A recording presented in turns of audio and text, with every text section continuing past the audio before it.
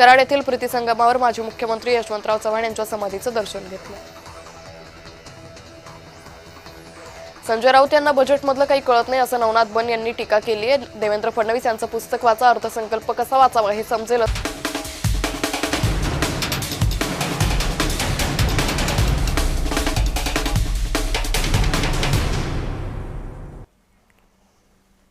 आता राजकीय घडामोडींचा वेगवान आढावा घेऊयात।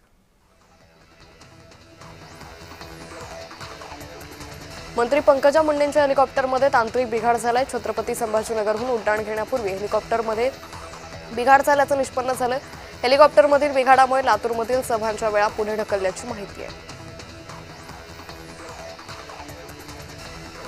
मंत्री नितेश राणेंनी उपमुख्यमंत्री सुनेत्रा पवारांची सांत्वनपर भेट घेतली आहे। सुनेत्रा पवारांच्या काटेवाडीतील निवासस्थानी नितेश राणेंनी त्यांची भेट घेतली।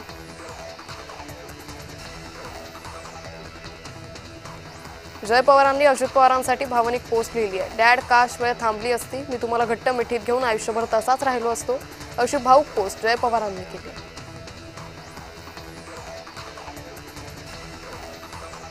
चंद्रपूर महानगरपालिकेचा अंतर्गत वाद चांगलाच वाढत असताना काँग्रेस नेत्या प्रतिभा धानोरकर यांचं व्हॉट्सअप स्टेटस चांगलंच चर्चेत आलंय।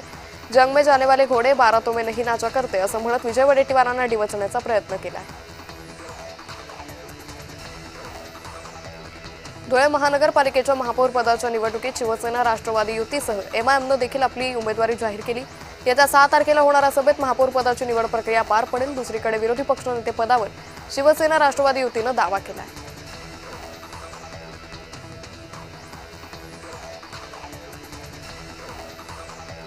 भाजपाच्या गटनेते निवडीनंतर आता महापौर निवडीच्या हालचाली सुरू झाल्या। येत्या 48 तासात भाजपचा महापौर पदाचा चेहरा निश्चित होणार असल्याची माहिती आहे। ऋतू तावडे, राजश्री शिरवडकर, शीतल गंभीर यांची नावं आघाडीवर आहेत।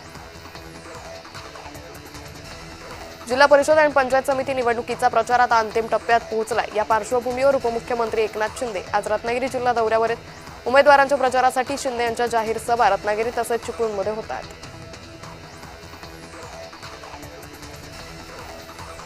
चंद्रपुरात भाजपच्या वतीनं नगरसेवकांच्या 24 अधिकृत गटाची स्थापना करण्यात आली। यामध्ये चंद्रशेखर शेट्टींची गटनेतेपदी निवड करण्यात आली। काँग्रेसकडून गटनेता म्हणून नवनिर्वाचित नगरसेवक सचिन कत्याल यांच्या नावाची प्रस्ताव देण्यात आला, मात्र त्यांच्या गटाची स्थापना होऊ शकली नाही।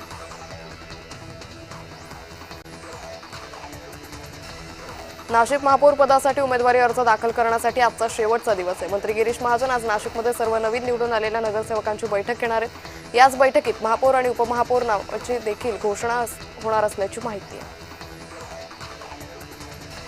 राज्य मंत्रिमंडळाची नियमित मंगळवारी होणारी बैठक रद्द करण्यात आली। अजित पवारांचं दुःखद निधन आणि राज्यातील जिल्हा परिषद निवडणुकांची धामधूम यामुळे हा निर्णय घेण्यात आला आहे।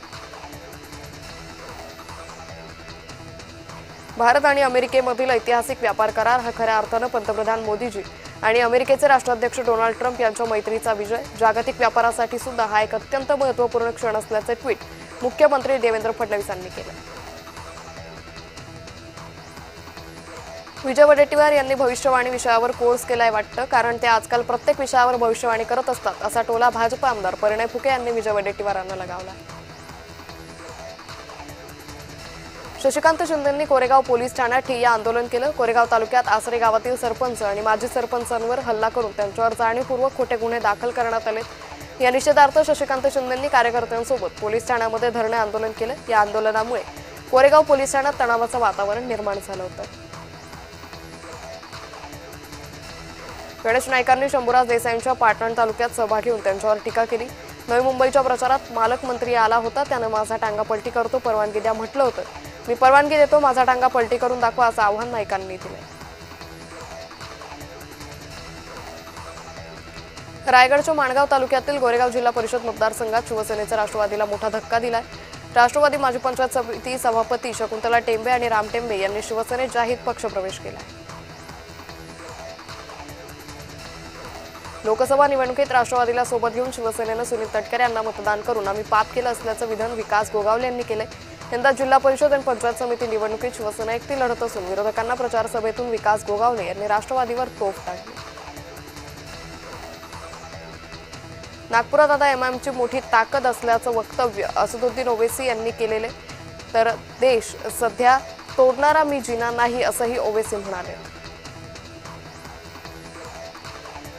अमोल मिटकर यांनी अजित पवारांच्या स्मृती जपण्यासाठी मुख्यमंत्री लाडकी बहीण योजनेला अजितदादांचं नाव द्यावं अशी मागणी केली आहे। अजितदादांची लाडकी बहीण योजना असं नाव या लाडकी बहीण योजनेला देण्यात यावं यासाठी मुख्यमंत्र्यांना भेटणार असल्याचंही त्यांनी स्पष्ट केलं। अजित पवारांच्या विमान अपघातावर चर्चा करण्यासाठी सरकारनं विधिमंडळाचं 1 दिवसाचं अधिवेशन बोलावलंय अशी मागणी अमोल मिटकर यांनी केली आहे। या माध्यमातून विमान अपघातासंदर्भातील अनेक प्रश्नांवर चर्चा होईल असंही ते म्हणाले।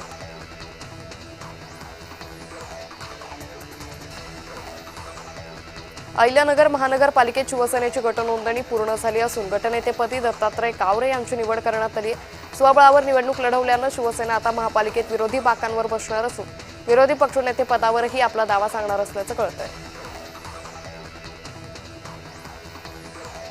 चांदवडमध्ये महायुतीत बिघाडी झाली आहे। भाजपानं जागा वाटपात आणि सत्तेतील सहभागात आरपीआयला पूर्णपणे डावलल्यानं आरपीआय कार्यकर्ते आणि नेत्यांमध्ये तीव्र संतापाची लाट आहे। भाजपनं आरपीआयला कढीपत्त्यासारखं वापरून फेकून देऊ नये अशा कडक शब्दात आरपीआयचे उत्तर महाराष्ट्र प्रदेश संपर्क नेते ताराचंद अहिर यांनी इशारा दिला।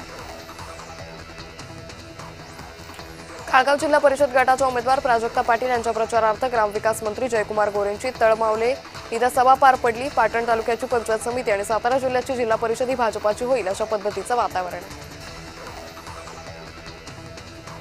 अर्थसंकल्प विविधांगी आणि आत्मनिर्भर भारताची संकल्पना पूर्वतनास देणारा हा अर्थसंकल्प महाराष्ट्रासाठी शेती, पर्यटन, उद्योग आणि पायाभूत सुविधांमध्ये भर घालणारा असल्याचं मत भाजप नेते डॉक्टर परिणय फुके यांनी व्यक्त केलं।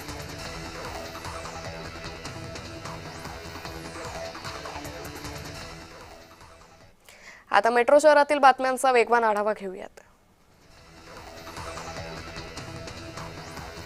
मुंबई महापालिकेतील महापौर दालनाच्या रंगरंगोटीचं काम सुरू करण्यात आलंय। लवकरच महापौर मुंबई महानगरपालिकेत विराजमान होईल।